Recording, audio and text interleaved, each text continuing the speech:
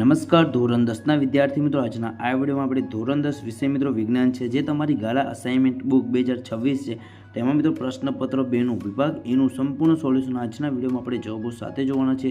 તો પ્લીઝ વિદ્યાર્થી મિત્રો, આ વિડીયોને એક લાઇક અને ચેનલને તમે જરૂરથી સબસ્ક્રાઇબ કરી લેજો. તો વિડીયોને આપણે અહીં સ્ટાર્ટ કરીએ છીએ. તો સૌપ્રથમ આપણને વિકલ્પો આપેલા છે, તો વિકલ્પો જોઈએ. તેમાં પ્રથમ વિકલ્પ છે કે પ્રોપેનમાં કયો ક્રિયાશીલ સમૂહ આવેલો છે? તો કયો ક્રિયાશીલ સમૂહ આવશે? Option number D.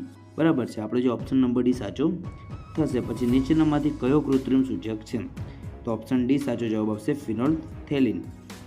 પછી નંબર 3 છે કે 5 ઓહમ, 10 ઓહમ અને 15 ઓહમના 3 અવરોધોને એકબીજા સાથે સમાંતર જોડતા પરિપથનો સમતુલ્ય અવરોધ કેટલો થાય? તો કેટલો થાય? તો ઓપ્શન એ આપણો સાચો જવાબ થશે, 5 ઓહમથી નાનો થાય. ખાસ યાદ રાખજો. બરાબર.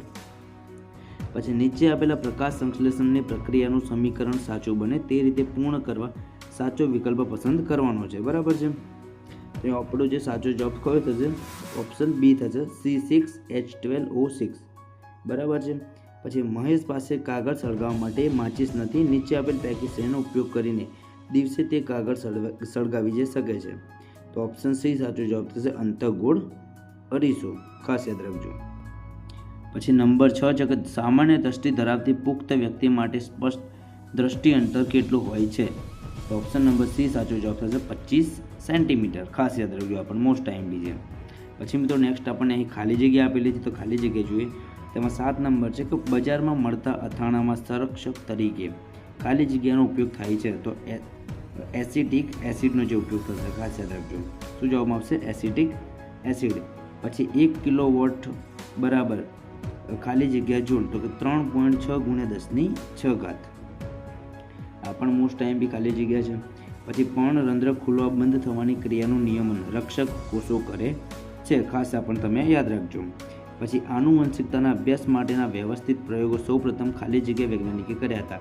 તો કોણે કર્યા હતા? મેન્ડલે કર્યા હતા. આ પણ મોસ્ટ ટાઈમ બી ખાલી જગ્યા છે, ઘણી વખત બોર્ડ એક્ઝામમાં પૂછાયેલું છે. ઓકે. પછી લેન્સના પાઉન્ડનો એસઆઈ એકમ ખાલી જગ્યા છે? તો લેન્સના પાઉન્ડનો એસઆઈ એકમ ડાયોપ્ટર આવશે. પછી શિશુ અને કલાઈની મિશ્ર ધાતુ જે સોલ્ડરનું ખાલી જગ્યા છે, તો શું આવશે? સોલ્ડર જવાબમાં આવશે. ખાસ આપણે યાદ રાખજો.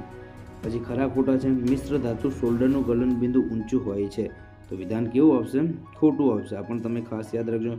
આ પણ એક મોસ્ટ ટાઈમ બી છે. પછી પુરુષમાં વાય રંગસૂત્ર સામાન્ય આકારનું અને એક્સ રંગસૂત્ર નાનું હોય છે, તો આ વિધાન કેવું છે? ખોટું છે. બરાબર. પછી 15 નંબર છે કે લાલ રંગના પ્રકાશની તરંગ લંબાઈ ભૂરા રંગના પ્રકાશની તરંગ લંબાઈ કરતાં આશરે 1.8 ગણી હોય છે, તો વિધાન કેવું છે? સાચું છે. ખાસ આ પણ તમે યાદ રાખજો.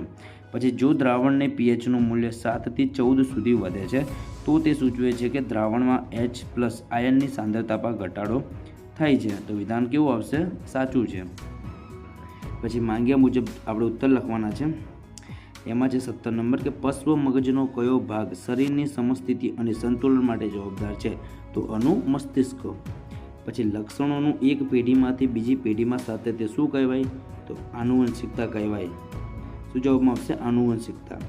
પછી નીચેનામાંથી ખોટી જોડ શોધીને લખવાની છે, તો ઓપ્શન એ આપણી જે ખોટી જોડ થશે, નેત્રમણી આંખનો લેન્સ. બરાબર. પછી હું વિદ્યુત પરિપથમાં વહેતા વિદ્યુત પ્રવાહનું માપન કરું છું, બોલો હું કયું સાધન છું? તો શું આવશે? એમીટર સાધન આવશે. બરાબર. પછી જોડકા જોડો. પરાવર્તિત ક્રિયા, તો આવશે બી, કરોડરજ્જુ. અને અનૈચ્છિક ક્રિયા, તો ઓપ્શન એ, લંબ મજ્જા. બરાબર. પછી 23 નંબર છે કે દ્વિતીય પોષક સ્તર, તો કે ઓપ્શન સી સાચો જવાબ થશે. જોડકાઓના પ્રાથમિક ઉપભોગ્યો આવશે. બરાબર. દ્વિતીય પોષક સ્તર, પ્રાથમિક ઉપભોગ્યો. પછી તૃતીય પોષક સ્તર, તો ઓપ્શન બી આવશે, દ્વિતીય ઉપભોગ્યો. આવી રીતે આપણો જવાબ થશે. બરાબર. વિદ્યાર્થી મિત્રો, આજના આ વિડીયોમાં આપણે જે વિભાગ એનું સોલ્યુશન જોયું. આઈ હોપ કે તમને આ વિડીયો ગમ્યો હશે. વિડીયો ગમે તો વિડીયોને લાઈક અને ચેનલને તમે જરૂરથી સબસ્ક્રાઈબ કરી લેજો. Thank you so much for watching. જય હિન્દ, જય ભારત.